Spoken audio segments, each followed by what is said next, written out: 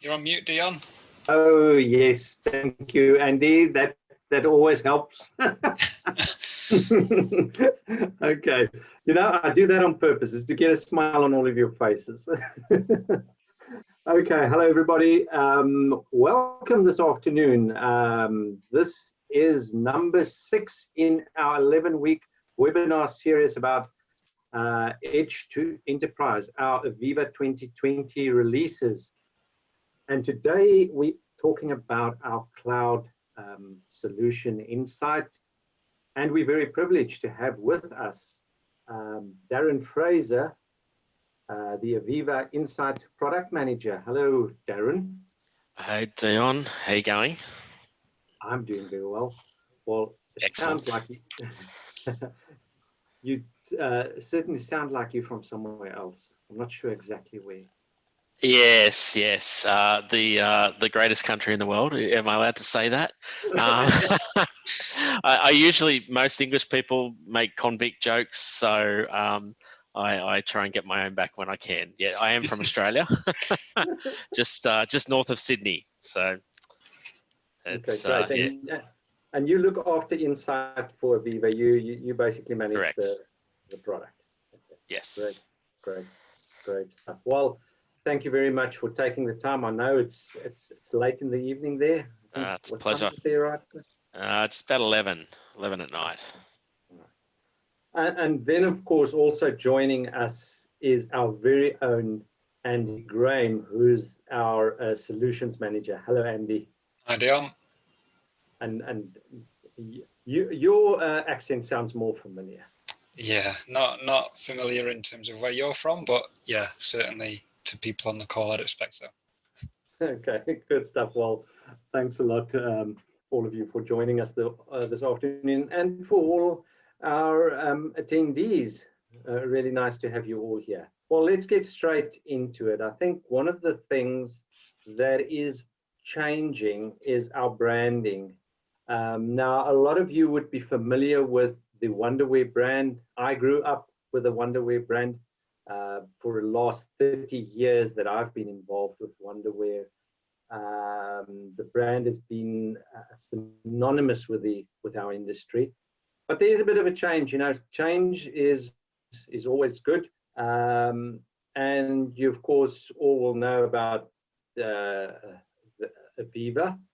And to simplify things for our users, we are amalgamating all the brands into one brand, a singular AVEVA brand. So over the next, I don't know how long, what period, but you're going to start seeing less of Wonderware and more the AVEVA brand. But under the hood, it's the same old Wonderware that you've always trusted. But of course, this webinar series of ours is not about a brand change. It's about our latest releases, our AVEVA 2020 Edge to Enterprise releases. So if we talk Edge to Enterprise, Andy, what is that all about? We'll just do, thanks, Tim. We'll just do a quick introduction to the Edge to Enterprise slides and what we've talked about. But just before we get started, if anybody's got any questions, if you just pop them in the Q&A box, and we'll save some time. I was supposed to say that, eh? It's all right. I always sort that out for you. Don't worry. Yeah, but in terms of our Edge to Enterprise, certainly from a monitor and control portfolio standpoint, Wonderware, AVEVA, we've worked in these industries for a very long time, 30 plus years, and we'll continue to do so. And we look to connect, empower, and transform our customers. So, you know, we're connecting to devices at the bottom level, whatever that might be. It could be something weird and wonderful these days. We're empowering them, so we're helping them to make the right decisions based on the information that's presented to them. And certainly, you'll see some stuff today that really helps to empower our customers, and then transform into things like those factory of the futures that you're hearing lots about in terms of trends and things. And we do still have the #1 market share worldwide and 2 million plus licenses sold. But if we go into the Edge to Enterprise architecture, and again, if you've been on any of these webinars, you'll have seen this before, but it's very loosely or simply put into these three types of areas. Your asset location, which consists of the things that make the product, the things that we need to get out the door and what makes the money. Our control room, so our unified operations center, which is likely to be something like system platform, and you've got those HMI products at the bottom level there in that asset location, things like AVEVA Edge we've already talked about, and InTouch HMI. And then up at the enterprise, and this is where we're really going to focus on today in terms of cloud, and we've obviously got our development environment up there, but what we're really honing in on is our AVEVA Insight. So we connect over a multitude of ways. And then at the bottom layers, obviously we still have to run our systems on hardware. So we have suppliers for Advantic and Stratus, and based on the needs of yourselves, we deliver whatever's required, whether it be IP rated solutions, fully fault tolerant, because obviously when you start to get like these unified operations center, they have to continue to run because they provide immediate access to what you need. But in terms of AVEVA Insight, I'd just like to welcome Darren just to say a few words on what the solution actually is here. Yeah, thanks, Andy. I think kind of it really builds on what you've already spoken about, right? So obviously all of the software and things that we're running in the control center, well, Insight is kind of that next layer that helps to bring a lot of that information, to a broader audience in the enterprise. And so Insight is really, I guess, what we'd call our kind of cloud platform for operations. Maybe more specifically, it's kind of operations, maintenance, and performance. And we sort of bring all of that together in the cloud. Really, so it really becomes about consolidating the information that you have, getting it into the cloud, and being able to then use that, not just not only to visualize the information, but then to help you kind of make decisions that help you better run your operations in the long run. So that's kind of it in a nutshell. Yeah, that's great. And I'd just like to focus on that point about how you, I guess, collecting and storing that data, because it leads me really nicely onto the next point of how we do that. Because obviously, if you're looking at the different levels that you'd have in an organization, obviously we're looking here at the asset location and the enterprise at the top. We want to get our data from that plant floor up to the cloud. And we have lots of customers out there when we say, oh yeah, just send your data up there, and people automatically think we need to create an internet connection out to that plant floor and open up floors in the network. That isn't the case. If you follow good design practice in terms of security, then you're likely to have something that looks a little bit more like this. So you'll have a control network in there, you'll have a business network, it's separated by a demilitarized zone in the middle, and you've perhaps followed some standards to make sure you've got the right layers throughout, you've got firewalls, you've got the right ports open and things like that. Obviously we can see those AVEVA products down at the bottom there. There is one missing that I haven't included there, with AVEVA Plant SCADA. That's also down there. I got in there before you mentioned it, Dion. Formerly Cytect. So yeah, you forgot another one, Andy. Is that? Yeah, AVEVA Historian. Historian, yeah. So I bundled that with System Platform, and you saw that on the last slide. But Historian is very much a standalone product, and it still works standalone in its own right. It's been around for a very long time, and it does what it does very, very well. But how do we get that data up there? So with the AVEVA Insight, they introduced an Insight publisher. Now, if you're running any of the latest versions of these products at the bottom level, they've already got that publisher built into them now. In fact, I think 2017 introduced it.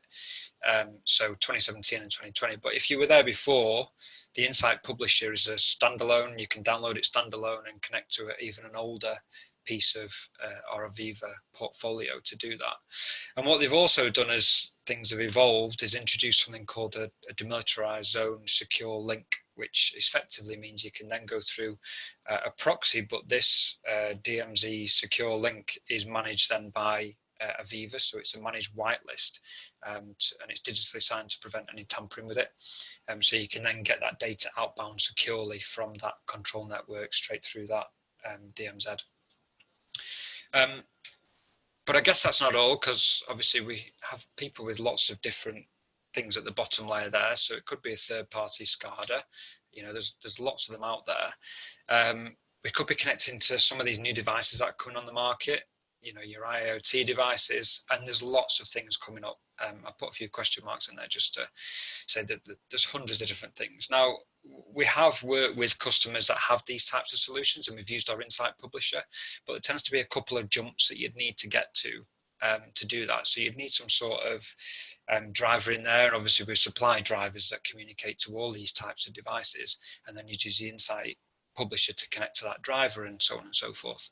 But what we've been looking at recently is a product from a company called Skynet, and it's called Cogent Data Hub, and it has an OPC client inside of it, so it can automatically connect directly to these devices at that bottom layer. And the other nice thing about Cogent Data Hub is that it actually has the Insight Publisher built into it.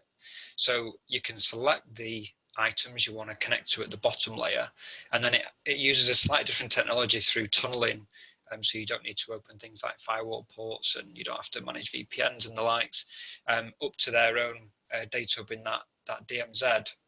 And then from there you can then publish using the Insight Publisher, and again it's just a case of ticking a few boxes and entering your credentials to get that data up into that cloud environment. So there's lots of options, but these are two that have come to the forefront. That obviously the Insight Publisher we've been working with for a very long time, does what it does very well, but then for the the slightly different types of products out there, it may be something that we specify something like a Skynet product to deliver that.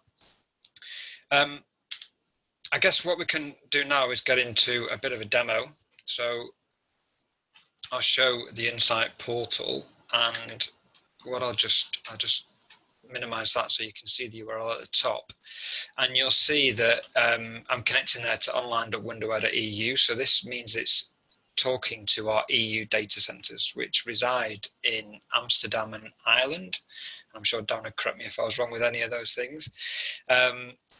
And from here, you can do a try it free. So if you logged onto the site and hit try it free, you could log in and see some demo data, and it's very feature rich. I'll show you some of that later.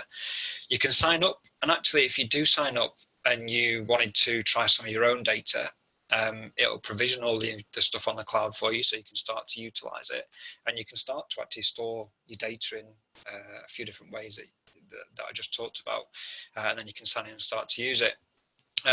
I'm going to sign in and show you some of mine, and I should also mention that there are other data centers that you can store to, depending on things like the legislations to do with data rules and stuff like that. So if you physically can't have your data stored in the EU, or you need it stored in America, then you can sign up to a different site instead. But I'm going to log into my EU site, and I have got a completely blank solution so far. So I haven't done anything inside of it other than store some data from some demo simulation in a virtual machine.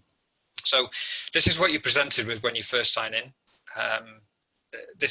You don't have to have this, you can sign in straight to your homepage, but there's some really nice tools and things that show you how to get started with it, how to work with your assets, how to add data to your Insight from these types of solutions that we just talked about. So it gives you a nice step-by-step walkthrough of how to do that.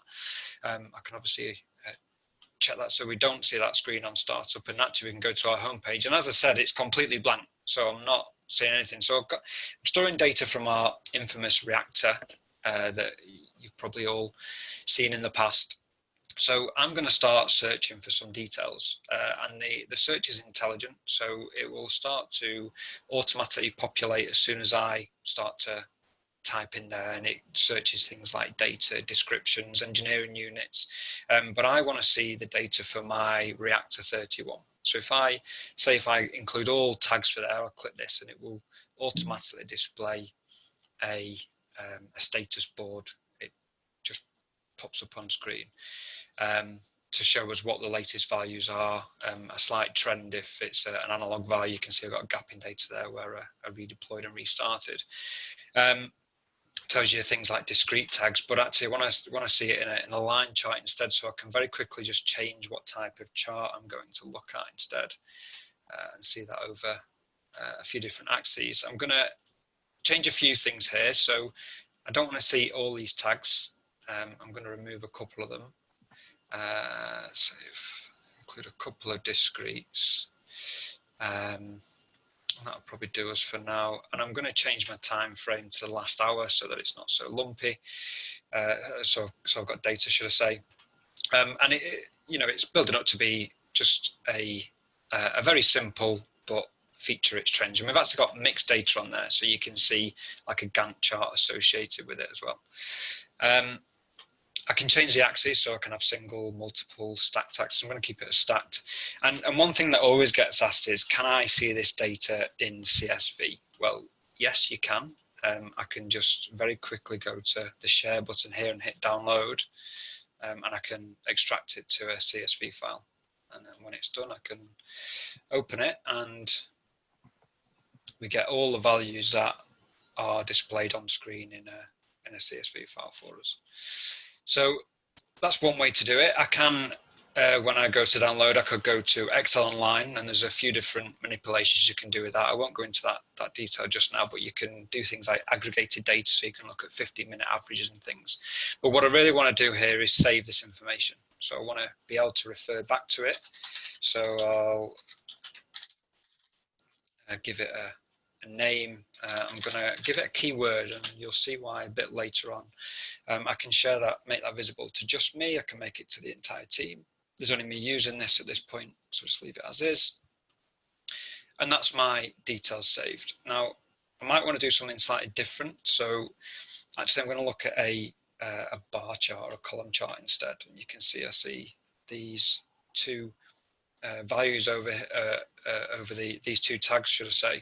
But here, what I can start to do is look at, in this case, I'm looking at the average per 15 minutes now. It's very simulated data, so the values are very, very similar. So if you went to maximum, they'd all show the same maximum over that time period, because it goes up and down so quickly. But you can see, you can very quickly start to ask some questions that you'd think are very, you should be able to get data out of there very easily, and now it's all through a really nice user interface. And the latest addition to this is through events as well, so I can look at this data based on, for example, a batch record if I wanted to, if I had that data in there. I haven't set that up for this time, for this demo system, but you can do that very simply. So I'm going to save that bar chart as well, something slightly different. So I'm going to put, you can see here I can choose whether I want it to show the latest last hour, or I can do fixed dates. So if I want somebody to always have a look at it, I can choose between the two. So that's a bar chart that we've saved. And then also I'd like to show us the ability to display this information on a map. So straight away, again, if I click on that, because I've got location data associated with my solution or my data source that appears in here, it automatically puts that with the tags inside of my dictionary. So I'm going to remove a few. I just want to display my levels here. And I just expected that to update. Let me just refresh. You still seeing my screen, guys? Yeah. So there you go. Sorry, I'd missed one. So that's our business park in Cheadle. But also I want to display one with a slightly different location. So I want to display the React level for my reactor 32. So I'll add the second one, and you see instantly I can see various reactors all over a geographically distributed network, if you like, and that is purely based on where the data source is stored from. Because when I set up the publisher, I choose the XY coordinates as where they are, so then it's associated with the tag automatically. So I'm going to save that as my reactors map. And you'll see it automatically adds the same, or it's got the same keyword as I've used previously, and there's a good reason for that, which again I'll come on to very shortly.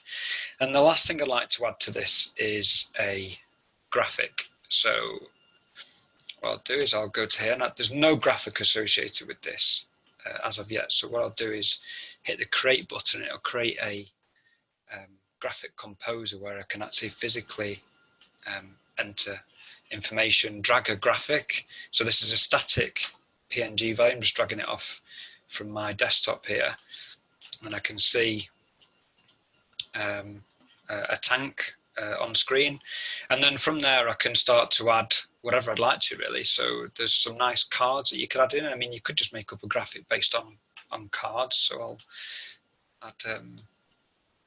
add this into my tank and put it in the middle here. You can change lots of things about it, like the color, the shade, the transparency. So if I wanted it, you know, slightly transparent, I can do that.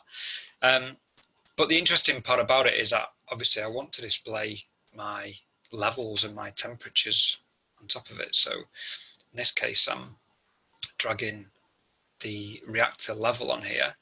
It's just showing a value, but if I hit the modify button, I can then start to see, actually, I'd rather have it in this guise instead.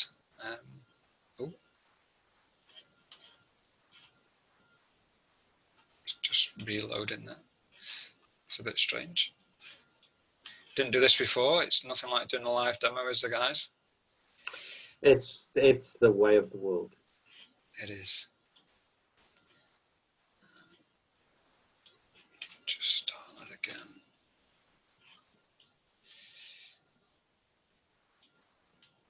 As soon as you start to do loads of things on this computer, it causes loads of problems. So there we go. We can see we've got our first tile displayed, and I might want to make that, give it higher information. So I want to see exactly what it's referring to there. And if I add the React temp as well, and it remembers what you've done previously, so it does the same details, but actually if I modify that and change it to a trend line, you can see the last few minutes of data. I can see that on screen there. So I know it's very raw, but I've created a graphic, and Darren's got something very nice to show you very shortly in relation to the development of that as well. So I'll just save this graphic off there. So when we've done that, and I've just created a little bit of content, very simply, I'll go back to my home screen, and you can see from my suggested content, it brings up everything that I've just been looking at. So it looks at the last things that you've been doing on the system. So if I selected one of these things and went into a bit more detail, then it would appear at the top of the list, and so on and so on. It refers back to it for you. But you remember me entering some data around the tags that you associate with it, and I put a reactor. So what you're seeing here, if I typed in reactor, it bring up save content, but you see I've got keywords here. So if I go to my reactor keyword, it automatically creates a dashboard based on all those graphics and all those I guess all that saved content that I've just produced, and I can edit this. It's really like, well, the first thing here, Andy, that strikes me, it's like nearly like a Google for your industrial environment. Yeah, and it's been referred to as that actually from some of the customers that have used it. But you can see you can manipulate. Yeah, it goes beyond that. Yeah, it goes much beyond that. And then I can save my Reactor dashboard, so that then the next time I come to my home screen, if I want to display that, and this automatically refreshes as well, so it'll refresh the data because I'm looking at latest values, and it does it based on the time period that you've set. You don't actually choose what period you want. It does that automatically for you, so there's nothing there. A very, very simple to use dashboard, and you can do things like share the link. So if you want to share this out to somebody, then you can do that. So hopefully that's just a very quick introduction into. Yeah, well, to me, it's quite amazing. Is in this period of time, that was about 5 minutes that took you. Given that you've got the data, you set up the data logging before, but that's starting really from scratch. Yeah, and I could have done the data logging as well, but I know we're short on time for these webinars. That probably would have only taken me about 10 minutes to start that data logging. I had. Granted, I had an internet connection outbound, so I'm not, I'm not bound by any IT laws when I'm stuck at home here. But yeah, it's very, very quick to do that. And literally, as soon as it started to publish that data, you see it within a matter of seconds in this Insight platform. And then setting up the solution and signing up is also just as quick. Yeah, that's what I was going to mention. That would include the signing up time as well. Absolutely, yeah. I created a brand new solution for this. So what I would just like to do is jump back into our presentation, because I wanted to show a little bit where those graphics are moving to. And again, you've probably seen some of this before. But in terms of the industrial graphics that are now called instead of orchestra graphics, they're now sharing this space across the entire product set. So there is the same development environment in terms of how we create our symbols. And say if we then develop something inside of InTouch HMI, we can then reuse it inside of AVEVA Plant SCADA, and we're going to drag these things down from the cloud. And you can see AVEVA Cloud Insight listed there as well. So obviously that's referring to the solution I was just showing you. Now it isn't quite there yet, but this same facility is going to be available. And there's a nice short video here that Darren's going to explain for us, showing you exactly how that works. So I'll just set that running. Yeah, awesome. Thanks, Andy. Yeah, I think, look, the intent really here is you can see, if we look at, say, graphics toolbox in InTouch, you can see a series of symbols that have been developed. And what we're going to do is literally drag those symbols down into, you can see our shared drive there down the bottom. Now that shared drive is stored in our AVEVA Connect cloud solution. And then when I go into the graphics composer that Andy just demonstrated, what you'll see is, I think we'll set a background image here, but then what we'll do is actually look at our graphical toolbox. And it's the same toolbox that we just uploaded from our on-prem HMI application. So this is really important because it obviously means that if you've invested time and effort into building up your symbols in your HMIs, you can now load those and use those same symbols in the cloud. With Insight. And then with each of those, you'll have custom properties associated with those symbols that you can then bind to Insight tags to do either static or dynamic animation of the symbols that you've uploaded and used within the cloud. So very, very simple. We've got a little bit more work to do on the UI here as we sort of head towards availability of this later in the year. But you can see some other examples of, some basic symbols and graphics that you can build, dashboard type graphics, leveraging all of those symbols that come from your on-premise applications. So something we're getting lots of feedback from our customers on, and something we're pretty excited to release hopefully later this year. Well, I must say we've been waiting for this for a while, and it really brings to fruition what was promised with what we used to call orchestra graphics. And now industrial graphics being universally available across them, wherever you want it, you can use it in any one of our products, including the cloud. Yeah, exactly. And the other thing that it does is actually opens up, even a lot sort of richer graphics that you might want to bring into the cloud. If you've got these interesting use cases or problems you want to solve, absolutely. You can build that with our rich editing tools and then simply upload those symbols into the cloud to solve all the problems that you want. So pretty exciting. Yeah, very exciting. Yeah, it is. Thanks for that, Darren. So then I want to move on to a bit about alarm integration with AVEVA Insight. And the real keen eyes of you guys will have seen these little bubbles that have appeared on this chart as I was building it. And I didn't show you exactly the reason why. So those bubbles on there actually means that we've had alarms from our control system at the bottom level. So these are alarms from either system platform, alarms from InTouch, and you don't have to do anything to associate these. It's automatically overlaying the alarms against the process data based on when it happened. If I zoom in, you'll see these as a halo instead. So it'll give you more details about the alarm. And if I hover over it, it tells you even more. So you can see there we've hit the high limit.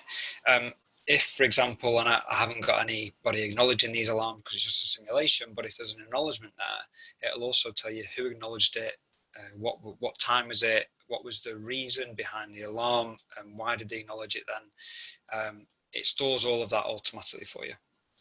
So really neat. And I can do the alarm comments from here, or not alarm comments, but I can add comments to my chart from here so other people can see it, or just myself. So there's lots of flexibility there.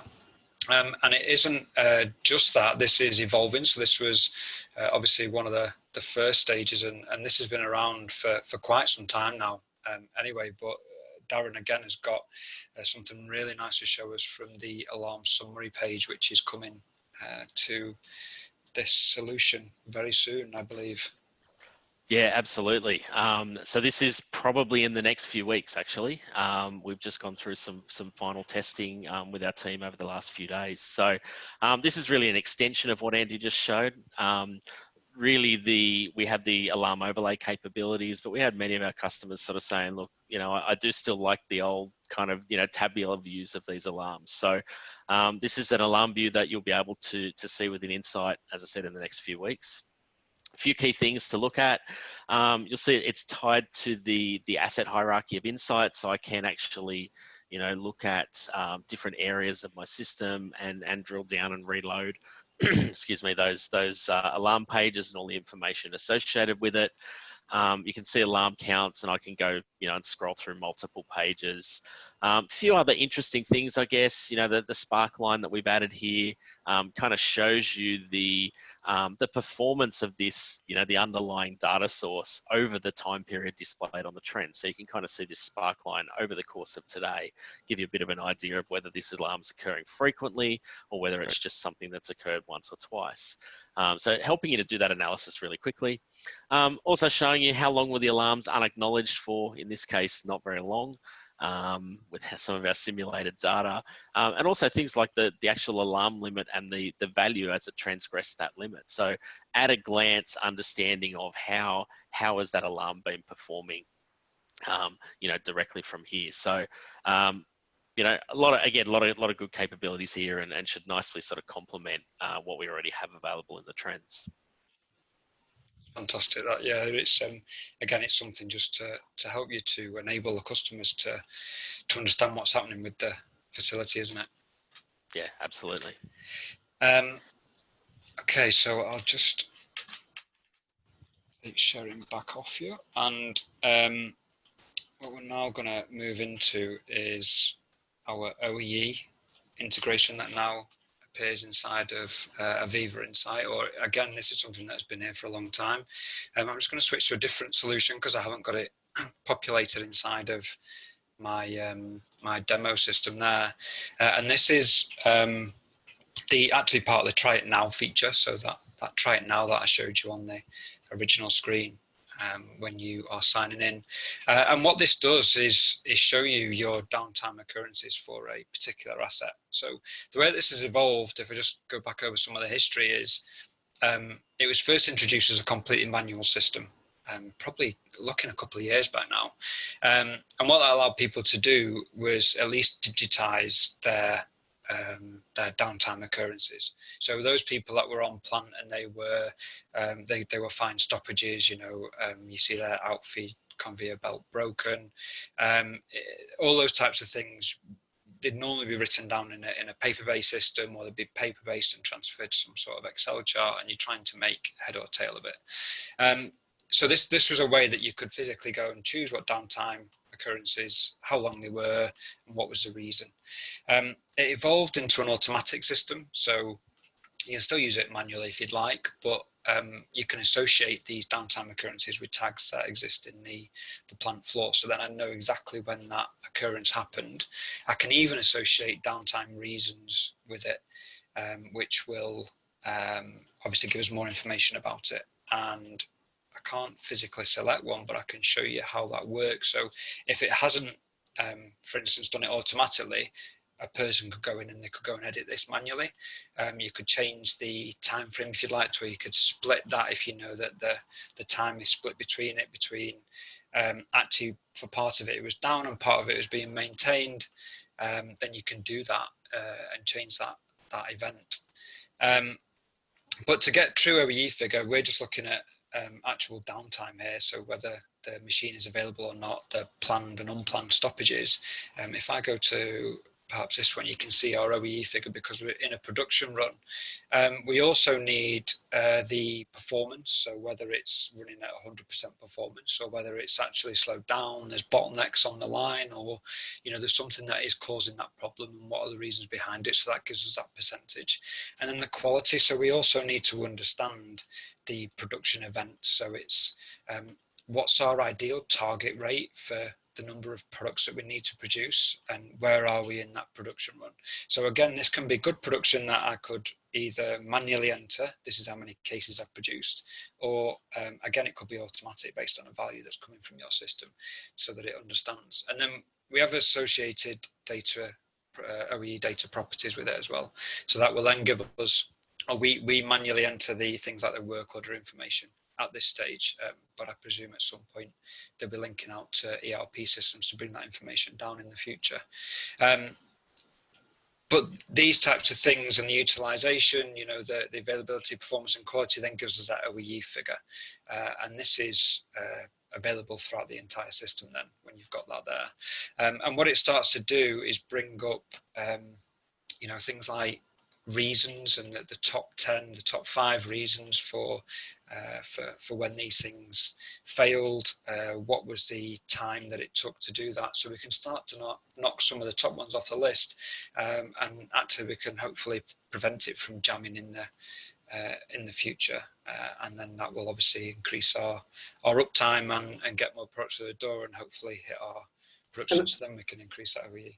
And I suppose, Andy, this is a way that somebody can get into OEE, because I know OEE is a buzzword and a lot of people have long projects to try and get, to integrate into their PLCs and get all the stuff and running. But nowadays you can do this very quickly and very cheaply by augmenting your normal control system with low-cost IoT devices, for instance, low-cost sensors, and connect them up to the cloud, again, very quickly, and then get to a solution without having to spend months on a huge project to try and wire in and reconfigure your PLC and a lot of stuff. Yeah, you can do. And I mean, it may not even be the case. You may even have actually the items that already exist on there and you don't actually know about them. You only need a few metrics to bring up to be able to display this kind of information. But yeah, it's a very quick time to value with something like this. I think that's the big difference, because I think as soon as you start to mention MES to people who think, well, there's a massive overhead there that's required. As soon as I get that data up into this environment, I'm configuring all of this in the cloud through this interface. And then I can start to really understand my OEE figure, and as soon as I can start to improve that, it's absolutely huge. So yeah, it's another addition that's part of AVEVA Insight, all available from our menu on the side. And there's, I won't go into it now because I'm conscious of time, but there's an OEE analysis which gives you the reports that are associated with it. So that's really going into the detail of like the top 5 downtime reasons by count and things like that. So it's coming full circle. So I wanted to just jump back into my demo site that I produced earlier, because I wanted to show you some information in relation to our asset menu. So this is something that, again, has been around for quite some time now, but it's constantly evolving. And what this is doing, because I've published data from System Platform, this is automatically put locations of my assets inside of my system. And this is my asset list for the System Platform Galaxy that I've deployed. I can obviously search on that list for whatever I want it to be. So if I put in my Cheadle, I can see I've got some. I also assume you don't have to do it right. You can manually also create this hierarchy. Sorry, yeah, you can manually create this as well if you wanted to. It's just automated from System Platform. We can see we've got geolocation associated with this. So if I click on this, and what we are then going to produce is some context, some content and actions associated with this Cheadle site. So it builds up very nicely, and again you can see this is data that I've currently saved, so this is part of my content. This is my asset info, so this is telling me my location, my location, and because I've got XY coordinates in there, you can see it automatically drops a location tile onto the screen to show you where that lives. If there's any associated content, which I've clearly created them for this because you've seen all those, then I can click on these and show the dashboard that I created earlier. But one of the other cards, and one of the things we've not talked about at all actually yet, is the alerts. So alerts are different to alarms. Alerts are built inside of this solution, and they are alerts that are things like are either push notifications or they are emails out to somebody so they can go and have a look at something. Now, if this is an alarm state, and it has been going in and out of it throughout this webinar, but it's currently not in an alarm state, then you'd see an alert appear in there. So we can configure that throughout the environment, and it will actually do something a little bit more detailed than that now in terms of condition management, which I'll come on to shortly. But this is the asset view, and this builds up automatically. So if I didn't have saved details here, it would show me a status board for the tags that are associated with this. I'm not actually physically having to build this asset view. So again, you can very quickly get quick time to value. And I don't know if there's anything I've missed there, Darren, or whether it's whether I've covered everything there. No, look, I think there's probably a couple of other things just briefly. I mean, you've got the sort of journal there for basics of, you know, collaboration capabilities between different people in the team, can record events in like a logbook style capability. You know, and ultimately the intent of the asset page is really to help you see what you need to see to make decisions about the asset and take actions on what you discover. So that's really the intent of a lot of this information, and we continue to add more there to help you, you know, find those issues and respond. Yeah, that's a good point. And I'm glad I asked, because I thought I was missing something and I couldn't see it in my notes. So yeah, the journal entries, it is something that you can just add in as I've just shown you there. I'm assuming you're going to go into those alerts in detail a little bit later. Yeah, absolutely. I'm just trying to figure out what order we're. Yeah, so I can probably show you now actually. So from our alerts here, the way that we configure an alert for our actual asset itself would be to go into here, and you can see add alert. So this is now in terms of condition management, and if I just give it a name of my reactor, I want to look for tags that are associated with it. So what I'm doing here, I'm going to add a couple of tags, say my react level, my water valve, and you can see it'll say I can choose what I'd like to alert on. So it's multiple conditions. So I can say if any of these conditions occur, or all of them, and say if my react level is greater than 1600 and my water valve is open still, then I'm going to hit a problem. So I then want to do something based on that. So I can alert, and I can send a notification. I can send it to me. I could send it to you, Dion, if I just enter your email address in there. But also now what they've added to this is the consequences of failure. So what this will allow you to do is provide more context to the alert that's coming through to you. And Darren has got some details of this when he shows a bit more details about what's coming next, about what details you get in the alert. But say if there's a safety aspect associated with this going awry, then yes, we can take that. Is there an environmental impact, and is there an impact on production? And we can do that, and we can see what the consequences are of this happening, so we can get a feel for whether this is something that is really important, or just you know, something that isn't quite a serious task or a critical task. So once I've set that up, you can see I've got an alert in here now, and if I click on my alerts, it takes me to my alert page, and this is just my high alert I set previously.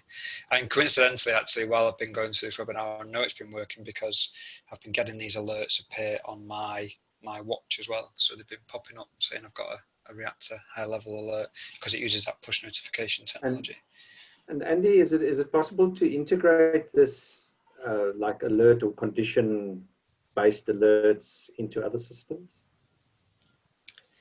Yes, yeah.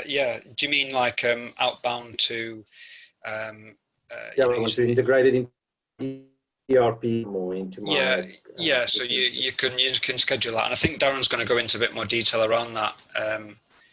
Now, if I just go back into our slide deck and let Darren talk through this, because it'll give a good idea of what you're talking about there, Dion. Yeah, look, for sure, and just to kind of touch on a couple of things here. I mean, we're doing a lot of work from an insight perspective, really around asset analytics, and as I said, kind of helping you manage your assets and get a better result from them. We definitely have a strong need for that from our customers. And we've got some nice capabilities in there, and we're continuing to invest. So I guess our intent is really to help you move away from that kind of reactive failure mode. So if we can help detect, changes in behavior, or we can help, respond to unexpected conditions, when you've got sufficient time to actually respond to those notifications, obviously that's going to save you a lot of time, potentially a lot of money. And we certainly have, solutions where we've seen customers save, huge downtime events because our systems have been able to alert them prior to those problems occurring. We look at this really in 4 dimensions, for sort of layers of the onion, if you like. Right at the center is what we call our newsfeed AI, or our unsupervised machine learning. And this basically is, as I said, unsupervised machine learning that's just constantly monitoring the data in your system. You don't have to do anything, it just does it automatically, and really is looking for unexpected variances, anomalies that it didn't expect to see, data flatlining, correlation or a lack of correlation that's unusual between different variables, things like that. And anytime it sees something like that, it will actually alert you with a what we call a newsfeed item. So really that's out of the box in Insight, don't have to do anything, it just kind of works. The next layer is this condition-based rules. So if you know how a certain machine is going to fail or a certain asset is going to fail, you can actually set up some rules to help notify you of when that's likely to occur. You can get it early because you've seen when that the precursor to failure has happened, and again helping you to get to that before it actually causes a failure. Advanced newsfeed is an area that we haven't yet released. It's should be in the next couple of months. And this is really, it's supervised machine learning, but really, really simple to use. And I'll show you a demo of that in just a couple of minutes. But it's really going to the next step where unsupervised just automatically looks at everything. Supervised is going to that next step where it allows you to select the tags that you want to monitor, the things that are relevant to the asset that you're interested in. You can actually train the model, but you can do that in a very, very quick and easy way. You don't have to be an advanced sort of data scientist to be able to use this, and that's one of the beauties of it. Obviously, the final layer there, the supervised machine learning, for our sort of more higher end, more expensive assets, and that's really where our data scientists go to have fun. They get in there, they build out the models, they try all sorts of things, and really look at what they can do, and typically it's higher touch, if you like, from a configuration perspective, but certainly worth the investment on some of those higher value assets. So what I'll do is I just wanted to give you a quick demonstration of the advanced newsfeed capabilities, and then show you how we're extending some of the condition management capabilities as well. So if we have a look here, as Andy showed before, I've just got a basic asset page here on my screen. It's a compressor, and you'll see all of the various information about this particular compressor. But if I've done some analysis here and I've realized that there's a particular problem that's occurred, and I'd really like the system to look for that anomaly. I'd like it to help me detect that anomaly or some sort of condition before it occurs. What I can do is come up here and say, what I want to do is add my advanced newsfeed model. And very simply, what that does is it opens up our configuration option here. Very similar to what Andy showed you with our condition management or alerts capabilities. I can look at my compressor and say, oh, look, I'm going to look at the temperature here, and I'll look at the stage 1 and stage 2 bearing temperatures. I know there's a correlation here, so I can simply add those tags. Go next. I give it a name. You know, let's call it my my bearing temperatures. And then I can select the training window. So I can basically say, look, I know this thing was running exactly how I wanted it to be running at this point in time. And I can actually tell the model to go and train itself based on that time period. And it will then go off and actually learn how the system behaves during that time, so that any deviation from that plan, I'll get notified. So I can select that time period, say next. There's a summary of my configuration. I can save it, and that's it. That's literally how simple it is. It will save that in, build up the model, and then start actually training that model to go and learn from the data. Now, when it's done that, it takes a few seconds to validate it, make sure all the right data's there and all of those kinds of things. What you'll see is in this advanced news models, it will give me a list of all of the different models that I have available, and I can click on those and look at the configuration of them. I can look at the last time an anomaly was detected for that particular model, and basically the score of how significant the anomaly was, and that'll be a score between 0 and 100. 100 being it's very significant. It's something that we didn't expect to see. Now, interestingly, when those anomalies are triggered, what will happen is that information will be made available to us through the newsfeed up here. And you can see here's an example of our unsupervised machine learning. It's detected that this discharge flow has flatlined. It's unusual. It's not necessarily wrong. It's just unusual. And we can see different things, you know, in oil temperature, after cooler. But the interesting one is this is my compressor anomaly that occurred previously. And what I can do is actually open that up. You can see these are the 3 tags that were associated with this particular anomaly. Each of those tags equally contributed to the anomaly. That's probably unusual, where you might say one of the tags is more than the others has contributed. And I can go directly from there to the asset that's caused the issue. In this case, I'm already here. And I can then determine whether or not this is useful. So I can basically bump up its usefulness, or I can bump it down if it wasn't a useful detection of anomaly. So kind of curating the results of our anomaly detection. So that's I guess in a nutshell. There's a few other bits and pieces, but that's the general kind of workflow. As you can see, it's designed to be very simple and easy to use, and that's something that, as I said, we hope to have in the market in the next couple of months.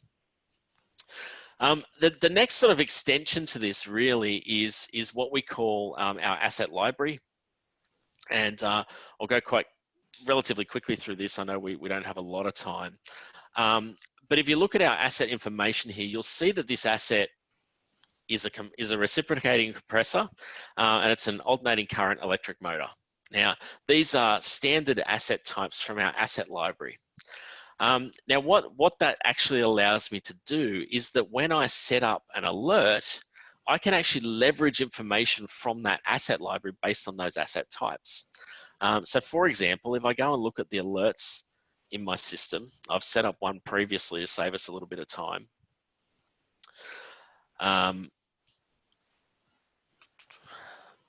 So there's one here for our compressor called lube oil hot. Now, if I have a look at the configuration of that, what you'll see is the same dialogue that Andy walked us through a few minutes ago. You can see I've got some different bearing temperatures here with levels. But what I can now do is set up what we call prescriptive actions. I know, because this is a compressor and it's an electric motor, that there are certain failure modes that that asset type can have. And so I can say, well, this compressor, I'm looking, you know, the thing I'm detecting is a bearing failure. Maybe there's a piston failure. Which makes additional what we call prescriptive actions available. So I can come along here and pick the failure modes that I'm looking to detect.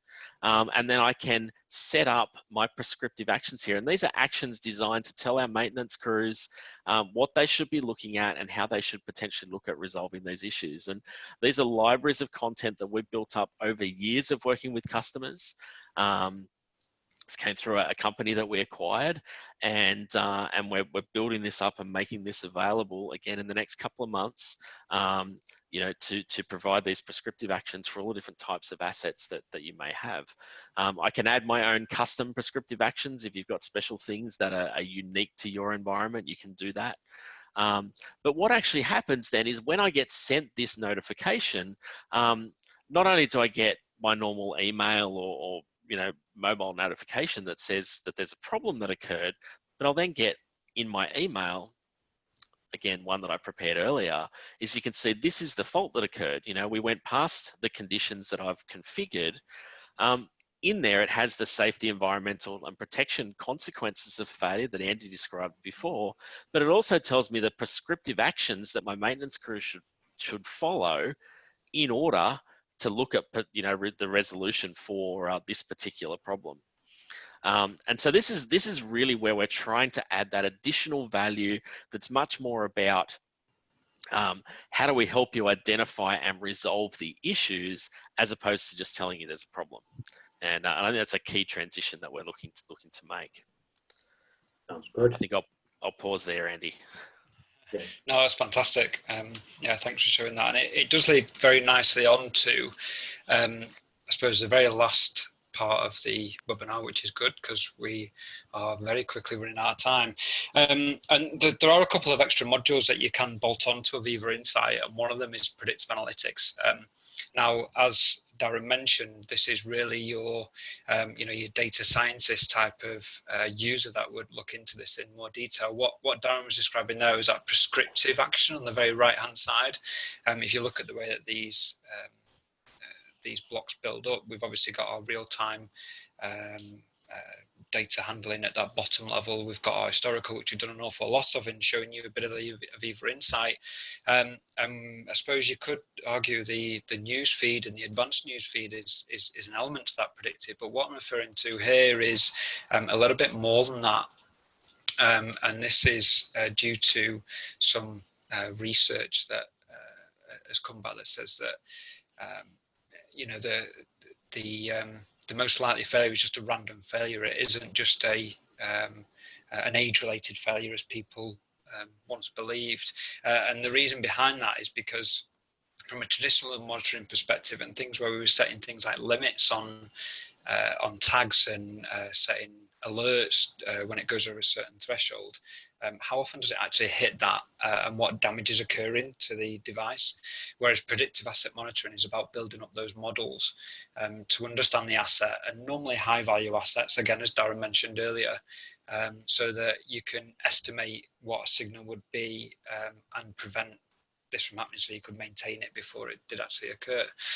So I've got a very quick video just whiz through, and you can see that same notification there that Darren just showed. And in this case, we're looking at an OEE example where actually we're going into an Insight browser to show the AVEVA Insight information. And obviously this is just the home page, but we want to drill into the information that the alert is referred to. So in this case, we're going to look at the OEE here and equipment efficiency to identify what the problem was. But if you were just using this, it would perhaps start and end there. We notice a pump overload. But what we actually want to do is investigate it in more details. We can see that pump overload is causing lots of problems. It's equating to nearly 17 minutes of downtime every time it occurs. So we'll jump out into our predictive analytics cloud-based solution, which is looking at the Insight, and this is now looking at the binding rotating element or the increased liquid viscosity associated with it. So then your data scientists can look into that in more detail.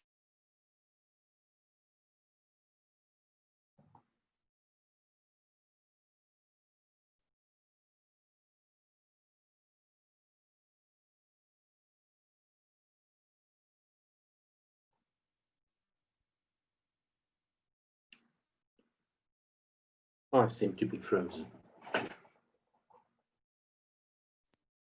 No, I think it might be Andy. Dion, I'm here Is as it well. Andy? Are you still there? Oh, I thought I I'm was still frozen. here. Is it Andy that's frozen? I think it might be Andy. Right. I think all right. Let's assume should we assume we've lost Andy there? Okay. All right. Andy says he's had a catastrophic failure. His internet went over there. So I think maybe I must just go into his last couple of slides. He actually just had, I think, 2 more slides left. It's going to be interesting. And let me see if I can just do his last few slides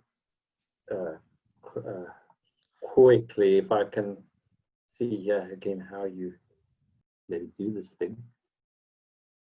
All right, just tell me. Okay, am I all right there, Darren? Yeah, we've got you. Okay. Yeah, he was also going to say, he was talking about the predictive analytics that is like a step higher than what Darren explained. And the next thing was the BI gateway, which allows you to create now a more complex data model of all the data that could be coming in from multiple sites into our Insight solution, and give you a richer set, basically builds up a model that data scientists can use then to build a much more complex view on the data. I hope I described that correctly, Darren. Yeah, no, look, absolutely. I think it's, that we often have those sort of, people that really want to get into the data and being able to do things like, using a Power BI or Tableau or something along those lines. BI Gateway really makes that information accessible in a way that those applications really desire.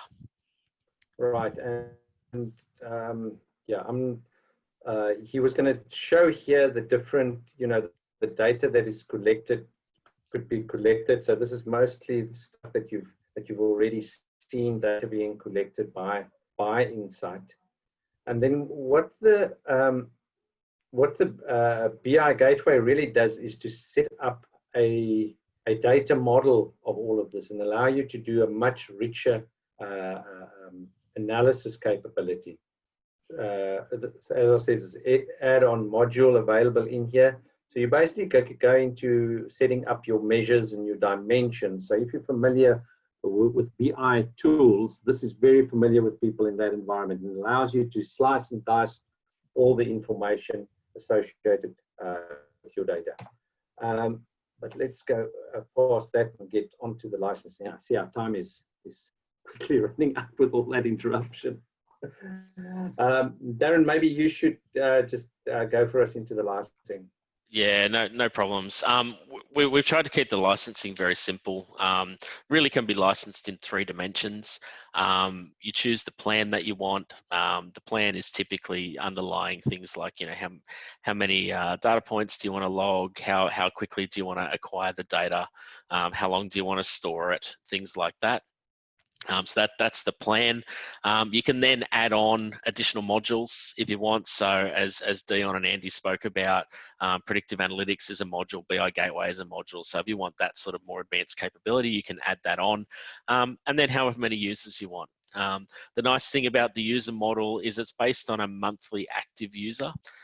So you could have, 25 users in your system, but you have 150 people registered.